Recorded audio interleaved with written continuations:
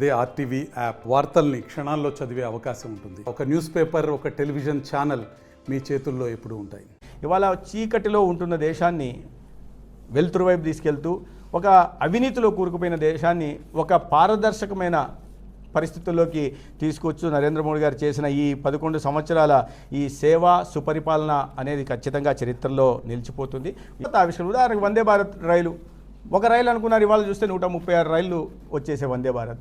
ఒక సౌకర్యవంతమైన ప్రయాణం ఇవాళ ప్రజలకు లభిస్తూ ఉంది.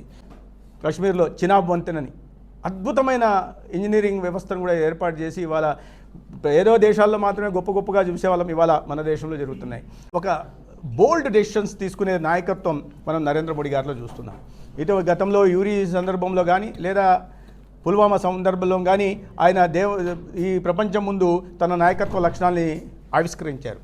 ప్రజలు చూశారు, దేశ ప్రజలు చూశారు, ప్రపంచం కూడా చూసింది. ఇటీవల సింధూర్ విషయంలో కూడా మనం 11 సంవత్సరాలు పూర్తి చేసుకుంటున్న సందర్భంలో పాకిస్తాన్ ప్రేరేపిత ఉగ్రవాదులు అమాయక ప్రాణాలను తీసినప్పుడు ఏ రకంగా మన దేశం స్పందించింది, మన దేశ భూభాగంలోకి వెళ్లకుండా అన్ని ఉగ్రవాద శిబిరాలని ధ్వంసం చేయడం కానీ, అదే సమయంలో ఒక్క పౌరుడికి కూడా ఎటువంటి నష్టం కలిగించకుండా ఒక బాధ్యతాయుతమైన దేశంగా ఆ దాడులు నిర్వహించి వారి ముఖ్యమైన స్థావరాలని ధ్వంసం చేసి ఆ దేశానికి ఒక స్పష్టమైన సందేశం ఇవ్వడమే కాకుండా ప్రపంచ దేశాలకు కూడా ఉగ్రవాదాన్ని ఏ రకంగా కూడా ఉపేక్షించమని చెప్తూ, అదేవిధంగా దౌత్యపరంగా కూడా ప్రపంచ దేశాల మద్దతును కూడగొట్టుకుంటూ రక్తం నీరు కలిసి పారవనే సందేశాన్ని చాలా స్పష్టంగా చెప్పారు. ఉగ్రవాద చర్యలు పాకిస్తాన్ ఆపనంత వరకు ఈ దేశం ఎటువంటి పరిస్థితుల్లోనూ ఏ విషయం లేదు, రాజీ పడము, దీంట్లో ఎవరి జోక్యం కూడా సహించమనే విషయాన్ని కూడా ఆయన చాటి చెప్పడం జరిగింది. యావత్తు దేశం, ప్రపంచం కూడా ఈ విషయాన్ని చూడడం జరిగింది.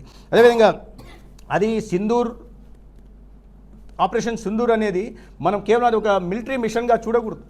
140 కోట్ల భారతీయుల ఆకాంక్షలకు అనుగుణంగా మన సైనిక బలం ఏదైతే ఉందో ఆ సంకల్పం చేపట్టి ఆ రకమైన దాడి ప్రెసిషన్తో చేసిందో దాన్ని బట్టి 140 కోట్ల ప్రజలు సైనికుల నుంచి, దేశ నాయకత్వం నుంచి ఏ కోరుకుంటున్నారో దాన్ని చేసి చూపించడం జరిగింది. ఈ రకంగా ఒక డిఫెన్స్ సెక్టార్లో కూడా ఒక సెల్ఫ్ రిలయంట్ స్వయం సమృద్ధ దేశంగా కూడా తీర్చిదిద్దడం జరిగింది. ప్రతి దాన్ని ఒక చిన్న బుల్లెట్ను కూడా బయట దేశాల నుంచి దిగుమతి చేసుకుంటున్న ఈ సందర్భంలో బ్రహ్మోస్ని లేదా ఆకాష్ని లేదా S-400 దీన్ని ఇవాళ మొన్న సింధూర్లో కానీ ఈ యుద్ధం చేస్తున్న సందర్భాల్లో 9 ప్రాంతాల్లో ఒకటేసారి బాంబు చేసిన సందర్భంలో, అదేవిధంగా మన ప్రత్యర్థి దేశం నుంచి వస్తున్న మిస్సైళ్లను కానీ లేదా డ్రోన్లను కానీ చాలా సమర్థవంతంగా ఎదుర్కొంటూ ఒక రక్షణ కవచనాన్ని ఈ దేశం పైన నిర్మించి 140 కోట్ల భారతీయులకు రక్షణగా ఉండడం మనం అందరం చూసాం. ఒకవైపు చాలా స్పష్టంగా ఈ దేశ సమగ్రతకి, సమైక్యతకి, సార్వభౌమాధికారానికి ఏదైనా నష్టం వాటిల్లే పరిస్థితి వస్తే ఉపేక్షించమని తెలియజేస్తూనే అదే సందర్భంలో మన రక్షణ వ్యవస్థను కూడా పటిష్టపరచుకొని ప్రజల రక్షణ కానీ ప్రజల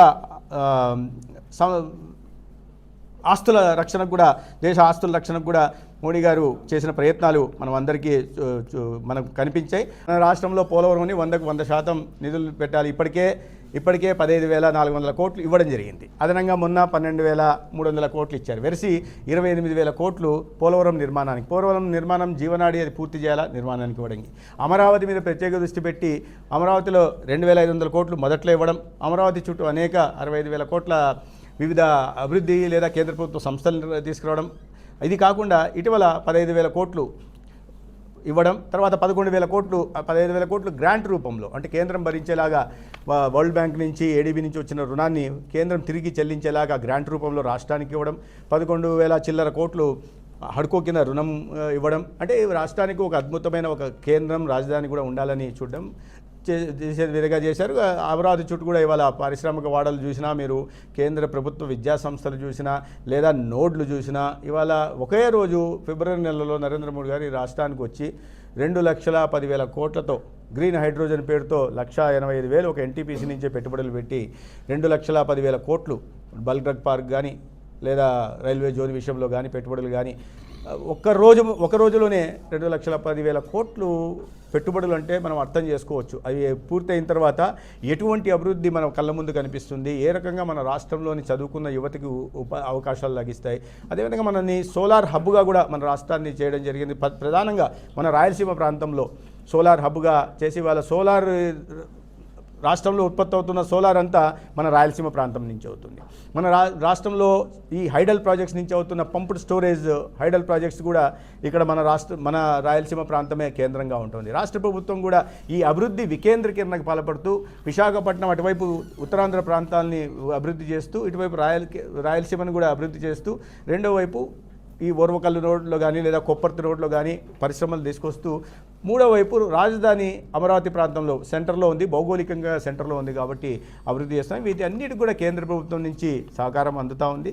రాష్ట్రంలో ముఖ్యమంత్రి గారు కూడా కేంద్రం రాష్ట్రం రెండు ట్యాండంలో ఒకే లైన్లో పనిచేస్తూ వాళ్ళ పెద్ద ఎత్తున కేంద్రం నుంచి నిధులు తీసుకొచ్చి తద్వారా రాష్ట్ర దివాలా తీసిన ఆర్థిక వ్యవస్థని మళ్ళీ గాడిలో పెడుతూ ఎన్నికల సమయంలో ఇచ్చిన హామీలను కూడా ఒక్కొక్కటి నెరవేరుస్తూ ఎంత పెద్ద ఆర్థిక వనరుల్లో ఇబ్బంది ఉన్నప్పటికీ లేమున్నప్పటికీ కూడా అది ప్రజలకి అర్థమయ్యేలాగా వివరిస్తూ సంక్షేమ పథకాలను ఎక్కడ ఆపకుండా కొత్త సంక్షేమ పథకాలు కూడా మళ్ళీ ప్రవేశపెడుతూ వాటిని అమలు చేస్తూ అదే సమయంలో అభివృద్ధి కార్యక్రమాలు కూడా చేపట్టడం మనం చూస్తున్నాం. కాబట్టి కేంద్రంలో 11 సంవత్సరాల ఒక అద్భుత పారదర్శక ప్రజారంజక పాలన ఒక్క సంవత్సరంలోనే ఈ ప్రతికూలతల నుంచి కూడా ఈ సవాళ్ళని ఒక అవకాశంగా మలుచుకుంటూ చంద్రబాబు నాయుడు గారు చేస్తున్న పాలన ప్రజల ముందు పెట్టే ప్రయత్నం. ఎందుకంటే ఈ సంవత్సరం పూర్తయిన సందర్భంగా ఇక్కడ 11 సంవత్సరాలు పూర్తయిన సందర్భంగా అక్కడ ఈ రెండింటిని ప్రజల్లోకి తీసుకెళ్లడం కోసం విస్తృతంగా కార్యక్రమాలను కూడా నిర్వహిస్తున్నాం.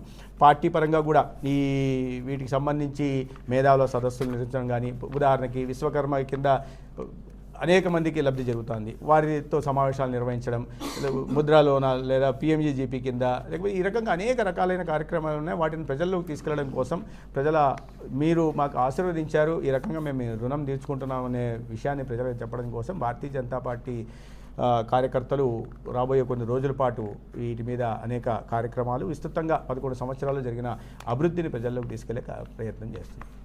రాష్ట్రంలో మహిళలకు రక్షణ లేకుండా పోతుందని అన్న వాళ్ళు ఎవరు? వాళ్ళే కదా ఈ కామెంట్లు కూడా చేసింది. అక్కడ వేషల రాజధాని, ఇక్కడ వేషలు, అది ఇది అని అటువంటి జుగుప్సాకరమైన మాటలు మాట్లాడుతున్న వాళ్ళు ఇవాళ మహిళల రక్షణ ఏమొచ్చింది? మహిళల రక్షణకు వచ్చింది మీరు రాడేపల్లి కూటవేటు దూరంలో ఏమేమి జరిగాయి గతంలో మర్చిపోయామా? ఎన్ని అత్యాచారాలు జరిగాయి? అసలు అనేక మంది కనిపించకుండా పోయారు. ఇప్పుడు కూడా వాళ్ళ దాఖలాలు ఎక్కడున్నారో తెలియని పరిస్థితి, విచారణ చేపట్టే పరిస్థితి ఉంటుంది. కాబట్టి ఇవాళ ఇప్పుడు దృష్టి మరల్చడం కోసం ఇటువంటి మాట్లాడడం జుగుప్సాకరంగా మాట్లాడడమో లేదా దాడులు చేసిన వాళ్ళలో లేదా కబ్జాలు చేసుకునే వాళ్ళలో హత్యాయత్నం చేసిన వాళ్ళమో రాష్ట్రం అంతా చూసింది. ఆ రోజు మాచర్లలో ఏం జరిగింది, బూత్లో ఎలా దౌర్జన్యం చేశారు, ఆ అడ్డుకున్న కార్యకర్తను ఏ రకంగా తల పగలగొట్టారు, వారికి సంబంధించిన కార్యకర్తలను ఇటీవలే హత్య చేశారు.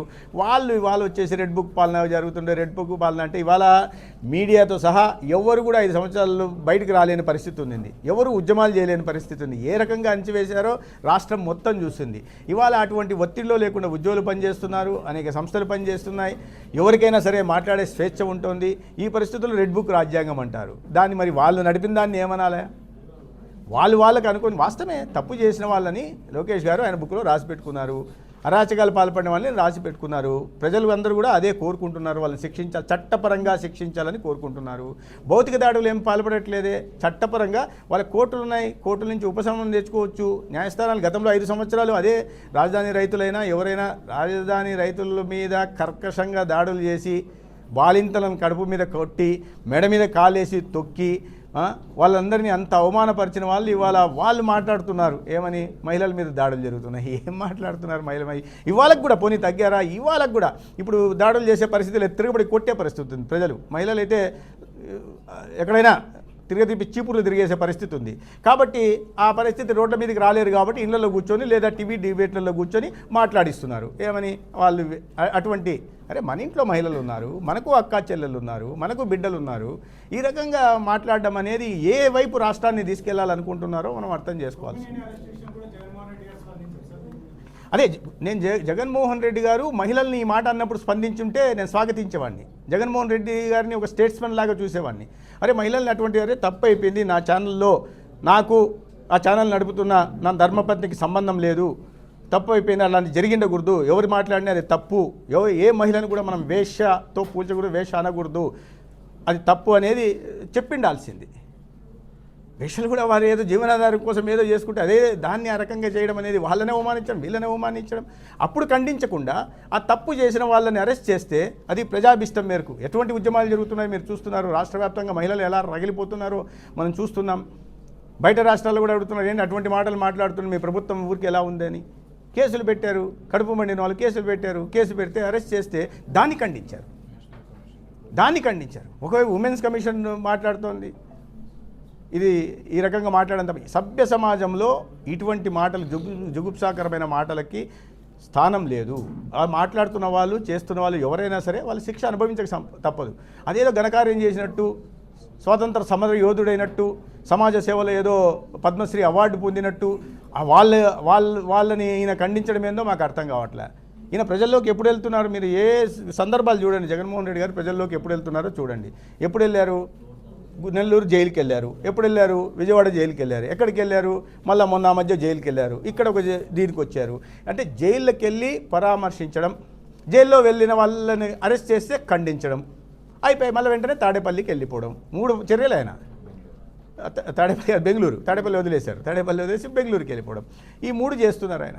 అట్లా కాకుండా ప్రజా సమస్యల మీద మాట్లాడండి, ఉద్యమించండి, గలమెత్తండి. ప్రజలు కూడా స్వాగతిస్తారు. అసెంబ్లీకి రండి, అక్కడ మాట్లాడండి. అట్లా కాకుండా ఈ సోషల్ మీడియాలో మాట్లాడించడం, టీవీ ఛానల్లో డిబేట్లు పెట్టి మాట్లాడిచ్చేసి దాన్ని ప్రజల్లోకి పంపించడం, దానికి మళ్ళా విపరీత అర్థాలు చెప్పడం, దాని కారణంగా అబద్ధాలు చెప్పడం. ఏది టైమ్స్ ఆఫ్ ఇండియాలో వచ్చింది, కేంద్ర ప్రభుత్వం దీంట్లో వచ్చిందని. ఆ రకంగా చూస్తే మొదటి స్థానంలో ఉన్నది కర్నూలు, రెండో స్థానంలో ఉన్నది అనంతపూరు. ఎవరిని అవమానిస్తున్నారు వాళ్ళు? సంఖ్య ఎక్కువ ఉంది కాబట్టి వాళ్ళంతా సంఖ్య కూడా అనంతపురం జిల్లాలో సంఖ్య ఎక్కువ, రెండో స్థానంలో ఉంది రాష్ట్రంలో ఫిమేల్ సెక్స్ వర్కర్స్. అనంతపురం వాళ్ళని కూడా అదే మాట అనేస్తారా? సంఖ్య ఎందుకు ఎక్కువ ఉంది కాబట్టి వాళ్ళందరూ అదే అనడం తప్పు కదా. ఎవరినైనా వాళ్ళని కూడా అవమానించడం తప్పు. వాళ్ళు ఏ పరిస్థితుల్లో ఉన్నారనేది వాళ్ళని కూడా మనం అర్థం చేసుకోవాల్సిన పరిస్థితి. రెండో వైపు ఆ ప్రాంతంలో ఉన్న వాళ్ళందరినీ ఆ ఘాటన కట్టడం కూడా తప్పు. మరిన్ని వీడియోస్ కోసం ఛానల్ ని సబ్స్క్రైబ్ చేయండి. లేటెస్ట్ అప్డేట్స్ కోసం వాట్సాప్ ఛానల్ ని ఫాలో అవ్వండి. ఆ లింక్ డిస్క్రిప్షన్ లో ఉంది.